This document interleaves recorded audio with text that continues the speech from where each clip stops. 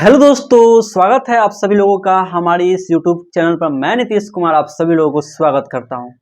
दोस्तों, आज के इस वीडियो में हम बात करने वाले हैं संस्कृत का चैप्टर नंबर 13, जिसका नाम होने वाला है विश्व शांति। यह चैप्टर तो इम्पोर्टेंट है, एग्जाम के पर्पज से इम्पोर्टेंट है, आपको अंडरस्टैंडिंग के लिए भी काफ़ी ज़्यादा इंपॉर्टेंट होने वाला है। और दोस्तों, इससे पहले जो है जितना वीडियो गया हुआ है आप उसको अच्छे तरीके से रिविजन जरूर कर रहे होंगे। तो देखिए, रिवीजन करना अत्यंत जरूरी भी है। यदि आप रिवीजन नहीं करते हैं तो समझ में करते हैं, व्यक्ति एक ही नंबर से जो होता है ना सेकंड डिवीजन करता है। आपको कोई कसर नहीं छोड़ना है, क्योंकि संस्कृत जो होता है ना से एक सबसे आसान सा लैंग्वेज होता है, जिसको आप चाहते हैं तो अच्छे तरीके से उस पर कमांड कर सकते हैं। अभी तो आपका ये चल रहा है, विश्व शांति चल रहा है, लगभग यह चैप्टर आपका समाप्त होने वाला है। इसके बाद आपका ग्रामर स्टार्ट होगा, है ना। तो इसको आप किताब में ना, किताब की जो कहानी होता है उससे अच्छा नंबर स्कोर कर सकते हैं, क्योंकि आपके पास 100 ऑब्जेक्टिव मिलेगा तो 100 में से आराम से जो है ना 55-60 ऑब्जेक्टिव आपको बुक से मिलेगा, आसानी से सॉल्व कर सकते हैं। ग्रामर थोड़ा समझने में दिक्कत होता है, लेकिन हम कोशिश करेंगे कि आपको दिक्कत नहीं हो। फिर भी मैं कह रहा हूँ कि किताब पर भी आप लोग ज़्यादा फोकस करिए, ठीक है, बार बार रिविजन करिए, तब आपको बेनिफिट होगा। चलिए दोस्तों, हम जो है ना इस वीडियो को स्टार्ट करते हैं। लेकिन हाँ दोस्तों, यदि आप सभी लोग इस चैनल पर पहली बार आए हैं ना, तो हमारे व्हाट्सएप चैनल से ज्वाइन जरूर कर जाइएगा, ताकि कोई भी नोटिफिकेशन, कोई भी पीडीएफ जो है आप तक आसानी से पहुंच पाए, ठीक है। चलिए देखते हैं विश्व शांति क्या कहता है। सबसे पहले चैप्टर नंबर 13 जरूर निकाल लीजिएगा। देखिए, बात क्या है ना, चैप्टर का नाम है विश्व शांति।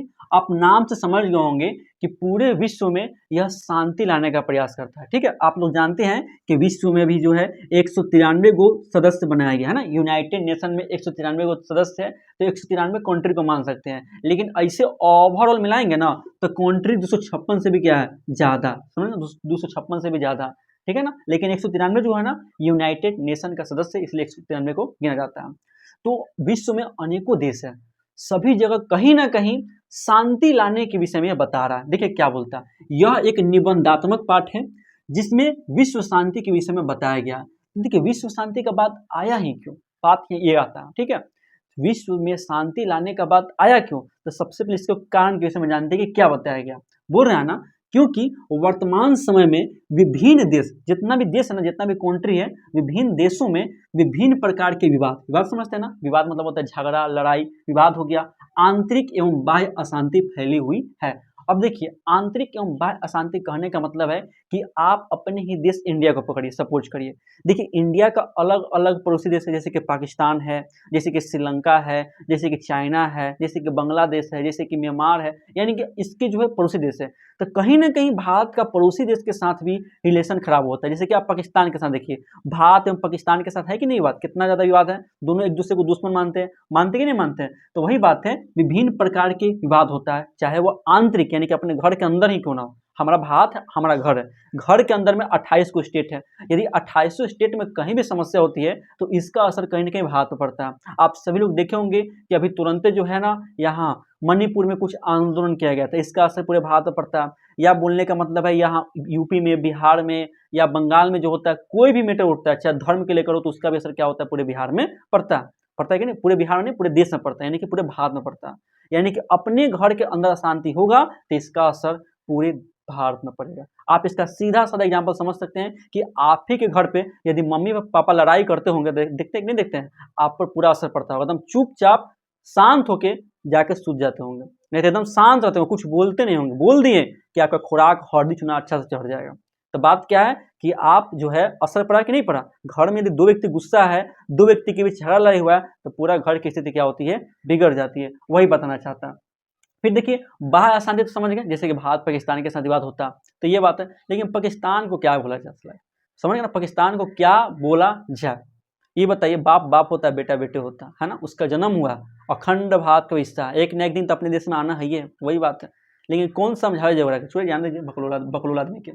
देखिए फिर बोलता है ना, ये सभी अशांति, ये सभी क्या अशांति जो है, सीमा, नदी, धर्म, दल को लेकर के है। अब ये अशांति है क्यों, तो सबसे पहले क्या है, सीमा को लेकर के। सीमा समझते हैं ना, बॉर्डर को लेकर के। जैसे कि भारत एवं पाकिस्तान के बीच में कहता है ना, पाकिस्तान कि जम्मू कश्मीर मेरा है, लद्दाख मेरा है, पीओके मेरा है, कहता कि नहीं कहता। ये कहने से हो जाएगा, वो नहीं जानता कि पूरा पाकिस्तान में हमर, समझ में कि नहीं है, पूरा पाकिस्तान अपना ही ना है, वो तो अलग हो गया, अलग बात।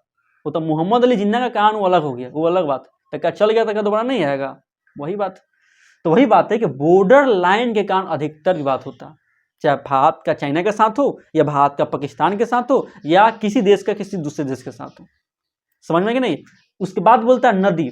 नदी देखते हैं ना, नदी के कारण विवाद होता है, जैसे कृष्णा नदी जल विवाद है कि नहीं है। या कहने का मतलब सिंधु नदी जल विवाद है भारत और पाकिस्तान के बीच में। पता है ना, पाकिस्तान कहता है, क्या बोलता है कि भारत ना सिंधु नदी के पानी का 20% यूज कर सकता है।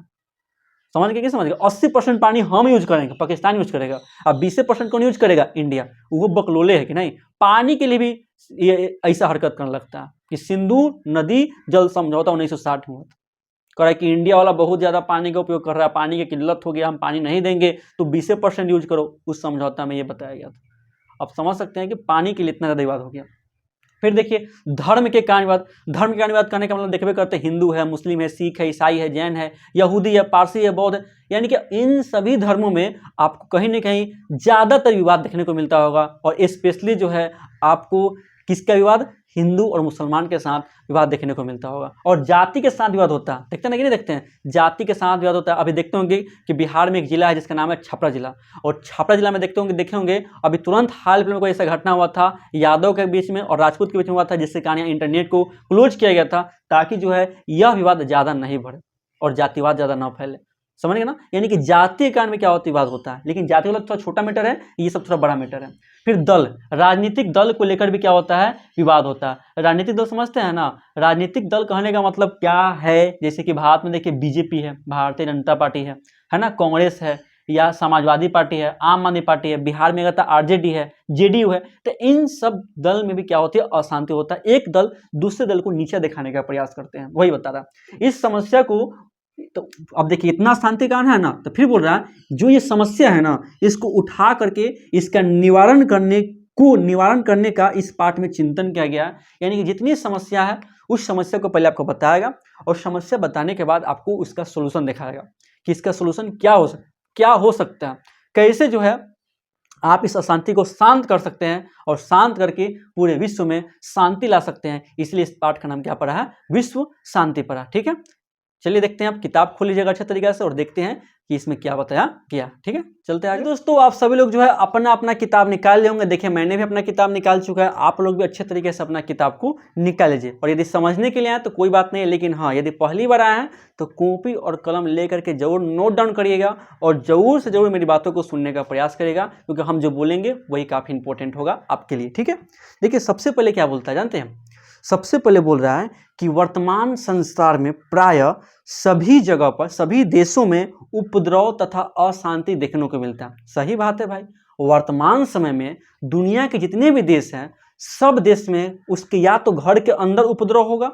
या घर के बाहर उपद्रव होगा। और उपद्रव करने का मतलब होता है मारपीट, चोरी, डकैती, है ना, से अनेक धर्म के कारण विवाद हो, जल के कारण विवाद हो, अनेक प्रकार की विवाद या समस्या हो, इससे कारण क्या होता है, वहाँ अशांति होगा। इसका सीधा साधा एग्जाम्पल आप अपने घर पर ले सकते हैं कि यदि आपके अपने घर पर एक नॉर्मल सा भाई बहन के बीच लड़ाई होता है या नॉर्मल सा मम्मी और पापा के बीच लड़ाई होता है तो उसका असर पूरे घर पर पड़ता है।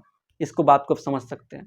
तो चूंकि वह एक घर है जिसमें लिमिटेड जनसंख्या, 5 गो 6 गो, यही ना होगा, 10 गो हो, लेकिन अपना देश कंट्री कितना बड़ा या कोई कंट्री कितना बड़ा होता है एक्चुअल में, वहां ये विवाद होगा तो समझ सकते हैं कितना बड़ा ये समस्या है ना। वही बोल रहा है कि वर्तमान समय में सभी देशों में उपद्रव तथा अशांति देखने को मिलता है, कहीं कहीं ही शांति का वातावरण देखने को मिलता है। अब कहीं कहीं एक्सेप्शन केस में कोई ऐसा जगह होगा जहां शांति की जगह शांति का स्थान देखने को मिल जाता है। जैसे कि आप नेपाल को ले सकते हैं, नेपाल में अनेक प्रकार की समस्या उत्पन्न हुई थी लेकिन अभी मिला जुला के नॉर्मल है। आप भूटान को ले सकते हैं, है ना, ये सब कमजोर देश होता है ना, शांति रहता है।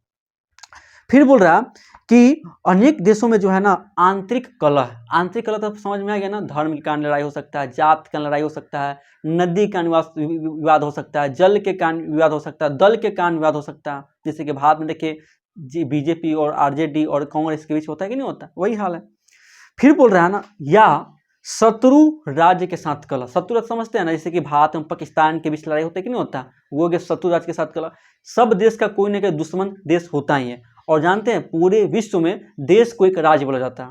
देश को क्या बोलते हैं? राज्य। या भारत के संविधान में भी भारत को राज्य बोला जाता है, देश नहीं बोला जाता, ठीक है। ऐसे भारत में देखते हैं ना, एक राज्य का दूसरे राज्य के साथ भी विवाद होते रहता है ना, कभी कभी बहुत ज़्यादा हो जाता है, तो उसको सरकार शांत करती है, या सुप्रीम कोर्ट है या जो कानून है उसके अनुसार क्या करता है, उसको शांत किया जाता है।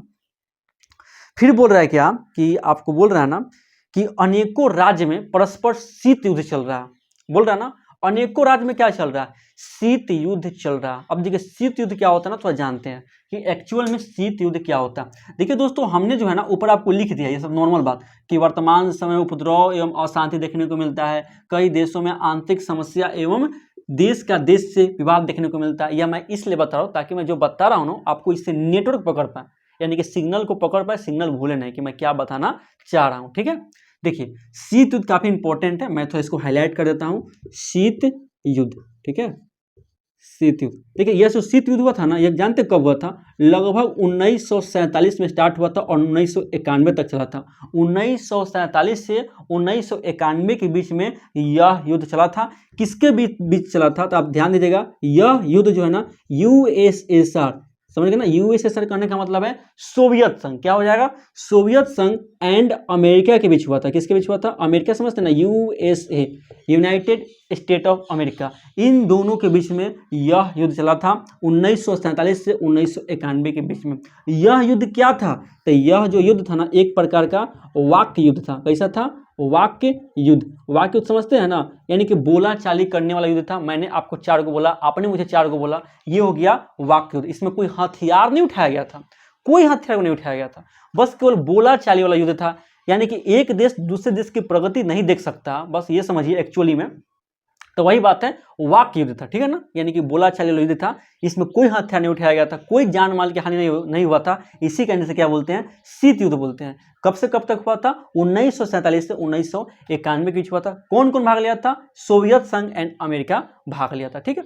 अब देखिए बात क्या होता है ना, एक दो चीज और ध्यान दीजिएगा कि जानते हैं प्रथम विश्व युद्ध कब हुआ था?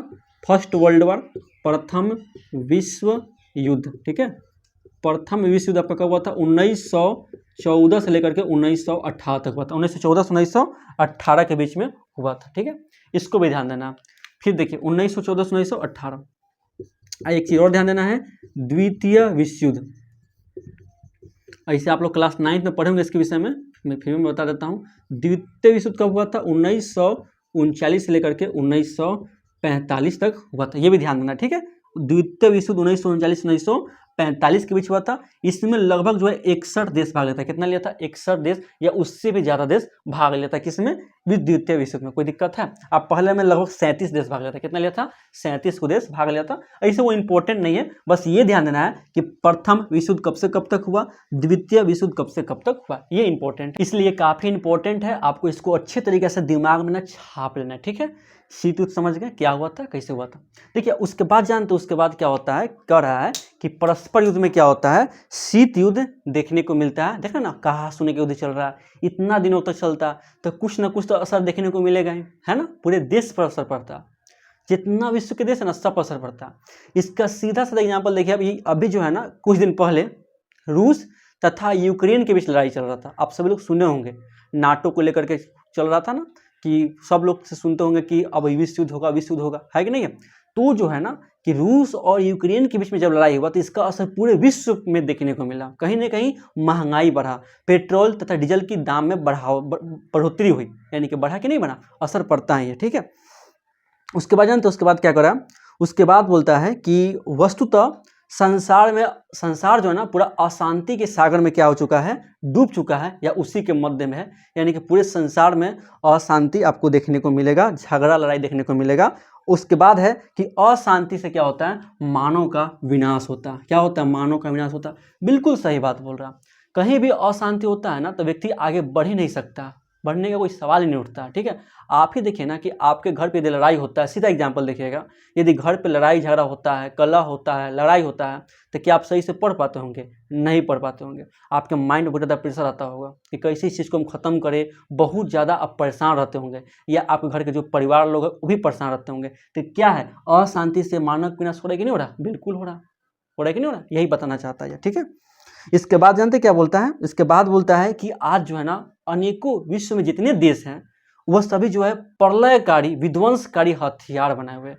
हथियार समझते ना, विपन्स, जैसे कि मिसाइल है, जैसे कि परमाणु बम है, जैसे कि हाइड्रोजन बम है ना, अत्यंत जो है विनाशकारी हथियार बनाए हुए हैं। और बताइए जब ये छूटेगा तो विनाश होगा नहीं होगा, विनाश होगा, खतरनाक विनाश होगा। यदि इस बार थर्ड वर्ल्ड वॉर होता है तो पृथ्वी की कहानी समाप्त हो जाएगा। उतना अमेरिका परमाणु बम धैर्य है, उतना रसिया परमाणु बम धैर्य है, उतना पाकिस्तान के पास है, उतना इंडिया के पास है, अनेकों देश के पास परमाणु बम है। उत्तर कोरिया पगलावा देश जो है उत्तर धैर्य, वो क्या धैर्य, वो हाइड्रोजन बम बना के धैर्य। ये खाली ट्रायल बना था ना तो 6 देश भूकंप से हिल गया था। इतना वो पावरफुल चीज़ है, समझ गए। यानी कि ये बताइए ये कभी न कभी तो छूटेगा, बना है तो छूटेगा ही, क्योंकि जिस चीज़ का शुरुआत हो उसका अंत होबे करेगा, पता है ना, जिसका जन्म हुआ है उसका अंत होबे करेगा। तो वही हाल है, जब छूटेगा तब क्या होगा। इसीलिए जो है मानव के बीच में क्या है, भय बना हुआ है। मानव के नाश का क्या हो चुका है, भय यानी कि डर बना हुआ, यही बोल रहा हूँ। अब क्या है, इत जान के अशांति कारण जान चुके आप लोग क्या क्या कारण था, है ना। अपने देश के बीच, अपने देश का दूसरे देश के साथ लड़ाई हो गया, अपने घर के बीच घर कलह हो गया, झगड़ा हो गया, लड़ाई हो गया, ये सब हो गया, या विनाशकारी हथियार हो गया, है ना, सेतु जैसी घटना हो गई, तो ये हो गया कारण। अब जानते हैं, अब जो ना इस अशांति के जो मूल कारण है ना, उसको ढूंढ करके उसको खत्म करने का प्रयास करना चाहिए। कोई भी अशांति का जो कारण होता है ना, उसको पकड़ के ढूंढना है और ढूंढ करके क्या करना, उसको खत्म करना, यही इंपॉर्टेंट होता है। कोई भी समस्या का हल निकालना इंपॉर्टेंट होता है, उससे पीछे नहीं हटिए, समस्या से कभी पीछे नहीं रह जाता है, समस्या का सोल्यूशन किया जाता है। भले सोल्यूशन में आपको दिक्कत हो तो हो, लेकिन उसका सोल्यूशन करना जरूरी है, वही बोल रहा। ठीक है, कि कारण जानिए और इसको खत्म करिए। तो जानते हैं कारण ढूंढने के बाद क्या पता चलता है कि द्वेष एवं असहिष्णुता जो है ना, अशांति के दो मूल कारण है। अब देखिए द्वेष एवं असहिष्णुता, यहाँ मैंने आपको द्वेष लिखा और यहाँ मैंने आपको असहिष्णुता लिखा है। यही अशांति के क्या है, दो कारण है। द्वेष का मतलब क्या होता है दोस्तों, द्वेष का मतलब होता है ईर्ष्या करना। ईर्ष्या का मतलब क्या होता है, जलन। क्या होता है, जलन करना। यानी कि जब दूसरे की प्रगति को देख करके आपके कलेजा में या हृदय में जो जलन होता है ना, उससे क्या बोलते हैं, ईर्ष्या बोलते हैं। होता है कि नहीं होता। अब आप लोग सही से नहीं पढ़ेंगे और आपका नंबर कम आ गया और आपके जो दोस्तों है वो अच्छा से पढ़ाई कर रहा है, उसका नंबर ज़्यादा आ गया, तो आपके भी मन में ईर्ष्या आएगा, आपके मन में जलन आएगा। लेकिन क्या कर सकते हैं, यह कर्मों का लेखा जोखा है कि जैसा आप कर्म करिएगा वैसा ही रिजल्ट मिलेगा। उसने ज़्यादा मेहनत किया इसलिए उसको ज़्यादा नंबर मिला, आपने कम मेहनत किया इसलिए आपको कम नंबर मिला। इसलिए मेहनत करिए, समझ में आया ना, मेहनत करिए, बाकी जो होगा देखा जाएगा। चाहे बोर्ड एग्जाम हो या कोई हो, बोर्ड एग्जाम नॉर्मल है, इसके बाद भी एक जीवन है, इसलिए इस पर ध्यान दीजिए। ठीक है, वही बोलना चाहता हूँ। तो द्वेष से समझ गए ना, ईर्ष्या यानी कि जलन होता है, और असहिष्णुता यानी कि असहनशील क्षमता। अब कोई जो है आके आपको दो चार को सुना दिया और आप सह नहीं पाए, ले मार थापड़ हो जाए, ये क्या, असहिष्णुता, असहनशीलता है कि नहीं। एक तो द्वेष था, जलन हो रहा था, ऊपर से क्या हमें सुना रहा है कि तू ने पढ़ ले है साल भर, ई कर ले है, ऊ कर ले, गुस्सा आ गया, दे दो तीन थापड़ लगा दे हो जाए, तो क्या हो गया, ये क्या हो गया, जलन हो गया, असहिष्णुता हो गया। ये क्या, अशांति के दो मूल कारण। ठीक है, यही बोलना चाहता है। फिर बोलता है कि एक देश दूसरे देश की प्रगति नहीं दे सकता, जिससे क्या होता है, ईर्ष्या का उत्पन्न होता है, और जैसे ईर्ष्या आएगा असहिष्णुता ऑटोमेटिक उत्पन्न हो जाएगा, है ना, वही बोल रहा है। फिर देखिए क्या बोलता है, द्वेष से ही क्या होता है, असहिष्णुता का जन्म होता है। ये भी बोल रहा है, द्वेष से ही क्या होता है, असहिष्णुता का जन्म होता है, यानी कि ईर्ष्या से ही असहनशीलता का क्या होता है, जन्म होता है। और बैर से बैर का जन्म होता है, बैर से बैर का जन्म, समझते हैं ना, दुश्मनी से दुश्मनी का जन्म होता है। आप सपोज करिए कि इधर जो है कोई अंकित बैठा हुआ है, इधर अंकित है और इधर रवि है। अब दोनों जो है एक दूसरे से दुश्मनी करेगा। अब अंकित एकरा बोलेगा तो रवि भी इसको बोलेगा, बोलेगा नहीं बोलेगा, तो ये क्या है, बैर से बैर उत्पन्न होता है। दुश्मनी से क्या होता है, दुश्मनी उत्पन्न होता है।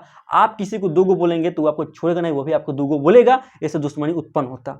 वही बैर से क्या हुआ, बैर का जन्म होता है। ठीक है, उसके बाद क्या बोलता है, उसके बाद आपको बोल रहा है कि स्वार्थ से बैर उत्पन्न होता है। अब देखिए स्वार्थ समझते हैं, स्वार्थ का मतलब होता है अपना फायदा, केवल अपना फायदा जो देखता है उसे बोलते हैं स्वार्थी व्यक्ति। ठीक है, तो कहीं ना कहीं स्वार्थ से क्या होता है, बैर का भी उत्पन्न होता है। यानी कि जो व्यक्ति अपने फायदे के लिए काम करता है वहां भी दुश्मनी देखने को मिलता है, क्योंकि आपको सबको मिला के काम करना पड़ेगा। ठीक है, वही बोलना चाहता है। फिर बोलता है कि स्वार्थ ना व्यक्ति को इतना ज्यादा अहंकारी बना देता है, इतना ज्यादा घमंडी बना देता है कि वह अपने ही देश में धर्म, जाति, संपत्ति, क्षेत्र, भाषा से क्या करने लगता है, विवाद करने लगता है, मिलजुल कर नहीं रहता। किसके कारण, स्वार्थ कारण। यानी कि स्वार्थ व्यक्ति में एक ऐसा घमंड का रूप लेता है कि व्यक्ति किसी के साथ क्या है, मिलजुल के नहीं रहता है। ठीक है, वही बोलना चाहता है। फिर क्या बोल रहा है कि इतने प्रकार की जो समस्या है उन सभी समस्याओं को क्या करना है, उस सभी समस्याओं को जान करके दूर करने का प्रयास करना है, उसका बलपूर्वक क्या करना है, निवारण करना। और यह कैसे खत्म होगा, परोपकार से। परोपकार की प्रवृत्ति को अपनाइए। परोपकार करने का मतलब समझते हैं ना, परोपकार की प्रवृत्ति को अपनाने के लिए बोल रहा है परोपकार। परोपकार करने का मतलब क्या होता है, दूसरे की मदद करना। ठीक है, परोपकार की प्रवृत्ति को अपना करके हम जो है अशांति को या द्वेष को खत्म कर सकते हैं, यही बोलना चाहता है। ठीक है, और स्वार्थ का क्या करना पड़ेगा, त्याग करना पड़ेगा। स्वार्थ का त्याग और परोपकार की रणनीति को अपनाना पड़ेगा। स्वार्थ को त्याग करना, परोपकार को क्या करना है, आपको अपनाना है। ठीक है, इसके साथ साथ जितने भी महापुरुष लोग हैं, जितने भी विद्वान लोग हैं, महापुरुष समझते हैं ना, ज्ञानी लोग, विद्वान लोग है ना, उन सभी लोग जो चिंतन करके जनता को समझाने का प्रयास करिए और शांति लाने का प्रयास करिए। ठीक है, क्योंकि जब पढ़े लिखे लोग शांत रहते हैं ना, तभी मूर्ख लोग बोलते हैं। इसलिए पढ़े लिखे को बोलना जरूरी है। यदि भीष्म पितामह हो, गुरु द्रोण हो या कर्ण यदि बोले रहते उस समय कौरवों के पक्ष से, तब महाभारत जैसा युद्ध नहीं होता, आज कौरवों का पूरा विनाश नहीं होता। समझ गया ना। तो जब ज्ञानी व्यक्ति या धार्मिक व्यक्ति शांत रहता है ना, तब तक मूर्ख व्यक्ति ही बोलता है, और इसी से क्या होता है, विनाश होता है।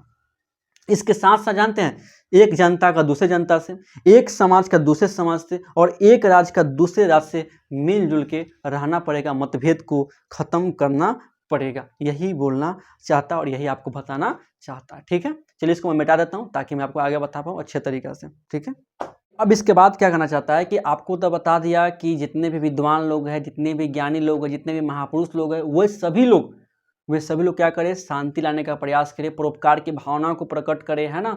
एक समाज के लोग दूसरे समाज के लोग के साथ मिलजुल कर रहे, एक जनता दूसरे जनता के साथ मिलजुल कर रहे, ये तो ठीक बात है। अब क्या आप कोई काम कर रहे हैं और क्या केवल उपदेश देने से हो जाएगा, बताइए। आप केवल सोचिए कि हम पढ़ेंगे, दूसरे को बोल देंगे हाँ अच्छा से पढ़ेंगे, तब बस आप बोल रहे हैं लेकिन पढ़ तो नहीं रहे हैं ना। तो बोलने से नहीं होगा। वही बताना चाहता है कि आप शांति लाने का प्रयास लाना चाहते हैं तो केवल उपदेश मत दीजिए, उसको अपने जीवन में कार्य भी करिए, अपने जीवन में उसको फॉलो करिए। जो आप किसी दूसरे को बोल रहे हैं वो अपने जीवन में क्या करना है, फॉलो करना है। केवल बोलने से शांति नहीं आएगा, क्योंकि ज्ञान भार क्रिया बिना होता है। क्रिया के बिना किया गया ज्ञान क्या होता है, व्यर्थ होता है। यदि आप कोई कार्य नहीं कर रहे हैं तो वह ज्ञान क्या आपका व्यर्थ है। किस लिए पढ़ रहे हैं, ये जो पढ़ैया आपका है, क्या जॉब लेने के लिए तो नहीं पढ़ रहे हैं, क्या डिग्री लेने के लिए तो नहीं ना पढ़ रहे हैं। आप पढ़ रहे हैं नॉलेज के लिए, आप पढ़े एजुकेशन के लिए, आप पढ़े एक अंडरस्टैंडिंग लेवल के लिए, ताकि हम जो है अपने लाइफ को अच्छे तरीके से गुजार सके, एक सही सूझ और बूझ के साथ। इसलिए आप पढ़ रहे हैं, ना कि जॉब के लिए, ना कि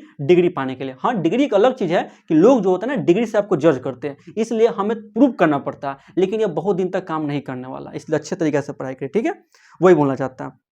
विश्व में शांति लाने के लिए संयुक्त राष्ट्र संघ जैसी संस्था का गठन किया गया। आपको पता है ना, संयुक्त राष्ट्र संघ जो है ना, इसकी स्थापना किया गया था पूरे विश्व में शांति लाने के लिए। क्योंकि प्रथम विश्व जब हुआ था ना 1914 से 1918 के बीच में, तो बहुत ज़्यादा नुकसान हुआ था, समझ गए। और उसी के बगल में 1919 में राष्ट्र संघ की स्थापना हुआ था, लेकिन यह राष्ट्र संघ सही तरीके से काम नहीं कर पाया था। और इसी के कुछ वर्षों के बाद क्या होता है, सेकेंड वर्ल्ड वॉर स्टार्ट होता है 1939 से 1945 के बीच में। और यह सेकेंड वर्ल्ड वॉर बहुत घातक सिद्ध होता है। इसमें परमाणु बम जैसे हथियार छोड़ते हैं, जापान जैसे छोटे से शहर पर आर्थिक तबाही आती है, पूरा विश्व जो है मतलब कि आर्थिक तंगी से जूझ रहा था। उसी समय अमेरिका के जो राष्ट्रपति थे ना, जिनका नाम था फ्रैंकलिन डी रूजवेल्ट, उन्हीं के प्रयास से संयुक्त राष्ट्र संघ की स्थापना हुआ। संयुक्त राष्ट्र संघ, इससे बोलते हैं यूनाइटेड नेशन बोलते हैं। और इसकी स्थापना क्या हुआ था, 24 अक्टूबर 1945 को, समझ ना,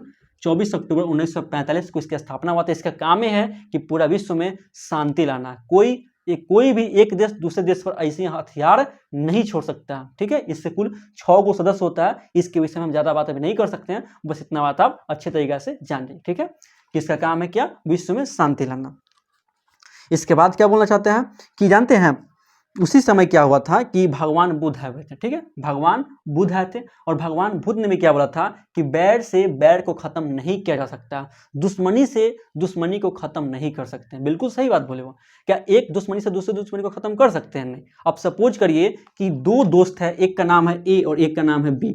लड़ाई का कोई बात नहीं था, लेकिन ए और बी जो है ना आपस में क्या कर लिए, लड़ाई कर लिए। ए ने बी को कुछ बोला, बी ने ए को कुछ बोला, दोनों क्या कर लिए, आपस में लड़ाई कर लिए, दोनों एक दूसरे का कट्टर दुश्मन हो गए। लेकिन हाँ, दोनों एक दूसरे से प्यार भी खूब करते हैं। लेकिन बात है कि झुकेगा कौन, समझिए ना, बात है कि झुके कौन। अब सपोज कि बी हल्का सा सॉरी बोल देता है ना, सॉरी केवल हल्का सॉरी बोल देता है ना, देखिए दुश्मनी क्या हो गया, खत्म। कहाँ दुश्मनी जाएगा कुछ था पता नहीं होगा। उसी प्रकार देखते होइएगा, दो भाई के बीच लड़ाई होता है, ए और बी, सपोज के दो भाई है, ए बड़ा भाई है, बी छोटा भाई है, दोनों में क्या होगा, लड़ाई हो गया। अब बात है कि झुके कौन पहले, बड़ा भाई झुके कि छोटा भाई झुके, समझ में कि नहीं है। यदि कितनों में लड़ाई हो, लेकिन आप जो है ना केवल बस एक सॉरी बोल देते हैं, होता है ना सॉरी, यदि आप जो है किसी को सॉरी बोल देते हैं तब बड़ा से बड़ा समस्या क्या होता है, तुरंत खत्म हो जाता है। देखिए सॉरी में कितना ज़्यादा पावर है ना, क्षमा कर दीजिए, माफ़ी मांग लीजिए, वो इंपॉर्टेंट है। देखिए रिलेशन को बचाना तो सॉरी बोल के काम करना पड़ता है। दुश्मनी से क्या, दुश्मनी से तो हर एक चीज़ का खात्मा होता है, हर एक चीज़ नष्ट होता है। इसलिए कभी भी जितना प्रयास हो चाहिए कि हम समस्या को आसानी से निपटा लें और हमारा रिलेशन चलता रहे, क्योंकि रिलेशन जो होता है ना, रिलेशन बनाने के लिए ना बहुत बड़ा कीमत चुकाना पड़ता है, और वह कीमत समय के रूप में जाता है, क्योंकि टाइम इज वेरी इंपॉर्टेंट, समझिए ना, समय बहुत ज़्यादा इंपॉर्टेंट है। पैसा से भी ज़्यादा इंपॉर्टेंट कौन होता है, समय होता है। इसलिए बहुत ज़्यादा इंपॉर्टेंट क्या होता है कि क्षमा मांगकर क्या करें, हम अपने रिलेशन को बचा लें। ठीक है, कभी भी यही बोल रहे हैं कि बैर से बैर का खत्म नहीं कर सकते हैं। ठीक है, उसको खत्म करना है तो करुणा एवं मैत्री की भावना से खत्म कर सकते हैं। करुणा यानी कि दया की भावना से, और मैत्री यानी कि दोस्ताना की भावना से क्या कर सकते हैं, उसको हम समाप्त कर सकते हैं अच्छे तरीके से। बिल्कुल सही बात है ना, इसको ध्यान रखिएगा, काफ़ी इंपॉर्टेंट रहेगा, आएगा तो आपको ये बताना है। उसके बाद देखिए, उसके बाद जानते क्या कहता है, उसके बाद बोल रहा है कि भारतीय नीतिकार का कहना। उसके बाद एक श्लोक आता है, गौतम बुद्धा बोले, ठीक है, कि बैर से बैर को खत्म नहीं कर सकते हैं, हमें करुणा और दोस्ताना भावना करना पड़ेगा, तब जो होगा हम किसी भी चीज़ को खत्म कर सकते हैं, कोई भी अशांति हो, कोई भी दुश्मनी हो, खत्म कर देंगे। इसके बाद श्लोक आता है, श्लोक आप सभी लोग अपनी स्क्रीन पर देखिए क्या बोल रहा है। देखिए श्लोक बोल रहा है ना, अयम निजम परो वेति गन्ना लघु चेतसाम उदार चैताना तू वसुदेव कुटुंबकम, ये बोल रहा है। देखिए इसका मतलब जानते क्या होता है कि अपना एवं पराया छोटी सोच वाले व्यक्ति करते हैं, जबकि उदार चित्त वाले व्यक्ति के लिए पूरा विश्व क्या है, उसका परिवार है। देखिए कितना अच्छा श्लोक ये बताता है कि हमर है, तोहर है, अपन है, पराया है, या छोटे सोच वाले व्यक्ति ही क्या करते हैं, इसका फायदा उठाते हैं। बड़े सोच वाले व्यक्ति या उदार चित्त वाले व्यक्ति या पढ़े लिखे वाले व्यक्ति जो होते हैं ना, उनके लिए पूरा विश्व क्या होता है, एक परिवार होता है। इसीलिए भारत क्या होता है, वसुदेव कुटुंबकम का पालन करता है कि पूरा विश्व हमारे लिए परिवार है, वन अर्थ वन फैमिली, है ना, कितना अच्छा बात है। तो वैसे मिला काम करना है, केवल खुद का मत देखना, खुद का नहीं कि बस अपना मत देखिए, है ना, सबको मिला करके चलना, सबको देखना है, सबको सुनना है। भगवत गीता क्या कहता है कि यदि केवल आपका कष्ट है तो आप समझ रहे हैं, लेकिन वह व्यक्ति बहुत महान होता है जो दूसरे को कष्ट को जान करके ना खुद दुखी हो जाता है, वह व्यक्ति बहुत ज़्यादा महान होता है। यह बोलता है भगवत गीता बोलता है। कितना इंपॉर्टेंट लाइन है कि नहीं। अभी आप समझ सकते हैं कि जिस चीज़ को आप छोड़ देंगे ना, आप उससे आगे निकल जाएंगे। किसी भी चीज़ को आप लिख ले लीजिए, यदि आप जिस चीज़ को छोड़ देंगे ना, आप उस चीज़ से आगे निकल जाएंगे। याद रखिएगा कि राम जी ने अयोध्या छोड़ा था भगवान बनने के लिए, अयोध्या छोड़े तभी जाके वो भगवान बन पाए। यदि आज अयोध्या में रहते तो नॉर्मल एक राजा कहलाते, और आज भगवान राम कहलाते हैं, है ना। तो इंपॉर्टेंट लाइन है, इसको ध्यान दीजिए, आपको कुछ करना पड़ेगा, ठीक है, यही बोल रहा है, ठीक है। उसके बाद जानते हैं, उसके बाद बोलता है कि दुश्मनी से आत्मा का नाश होता है, ठीक है, और परोपकार से क्या होता है, शांति की भावना होती है। ये तो बिल्कुल सही बात है, दुश्मनी से होगा अशांत, आत्मा का नाश होता है, टेंशन में रहेंगे, जबकि परोपकार से क्या होगा, शांति का बात होता है। आप देखिए कभी भी ना किसी दूसरे व्यक्ति का मदद करके देखिएगा, जब आप मदद करते हैं ना तो आपकी आत्मा में इतना शांति मिलेगा, इतना शांति, इतना सुकून मिलेगा कि उसके विषय में आप शब्दों में नहीं लिख सकते हैं, इतना ज़्यादा आपको शांति मिलेगा। कभी आप गरीब या बुजुर्ग की सहायता करके जरूर देखिएगा, तब पता चलेगा आपको, ठीक है। आज देखते हैं ना, आज एक ये अच्छा देखने को मिलता है कि संकट काल की स्थिति में एक देश दूसरे देश की सहायता जरूर करते हैं, ये बहुत अच्छा बात है। यह विश्व शांति के लिए बहुत ही प्रेरणादायक चीज़ है कि जब भी किसी देश का सिचुएशन खराब आता है तो एक देश दूसरे देश की मदद करता है। जैसे कि देखिए श्रीलंका अभी पूरा आर्थिक तंगी आ चुका था, वहाँ वित्तीय आपात लग चुका था, उसके पास कुछ नहीं था, तब पूरे विश्व के जितने भी कंट्री थे उसको मदद किया, भारत ने उसको ज़्यादा मदद किया था, है ना, गेहूँ प्रोवाइड किया था। या कोरोना वायरस की समस्या देखे होंगे, कोरोना वायरस जब पूरे विश्व में कोरोना वायरस फैला था तो कितने देशों में वैक्सीन नहीं बना था, तो अपना देश इंडिया जो है ना दूसरे देशों में कोरोना वैक्सीन पहुंचाया था, या और कहीं ना कहीं विश्व शांति की तरफ आगे बढ़ा था और परोपकार की भावना को दिखाया। है कि नहीं है, तो इसलिए यह बताता हूँ। इस प्रकार से क्या होगा दोस्तों, यह चैप्टर आपका पूरी तरीके से क्या हो गया, समाप्त हो गया। अब आपको इसको अच्छे तरीके से रिवीजन करना है, बार बार रिवीजन करना है, ताकि एग्जाम में कोई क्वेश्चन हमसे नहीं छूटे, समझ गए ना। और इतना फिक्स है कि यदि आप सभी लोग मैं जो बताता हूँ उसको अच्छे तरीके से सुन लेते हैं ना, तो आपसे कोई क्वेश्चन छूटने का सवाल भी नहीं उठता। आप बस पढ़िए और क्वेश्चन में उठाइए, आप फटाफट क्या करिए, उसका ऑब्जेक्टिव टिक करिए, उसका 2 नंबर वाला जो क्वेश्चन होता है वो टिक करिए, आपसे ऑल टोल क्वेश्चन क्या हो जाएगा, बन जाएगा, क्योंकि नंबर लाना बहुत इंपॉर्टेंट है, ठीक है ना। चलिए मिलते हैं नेक्स्ट वीडियो में आपका लास्ट चैप्टर के साथ, ठीक है।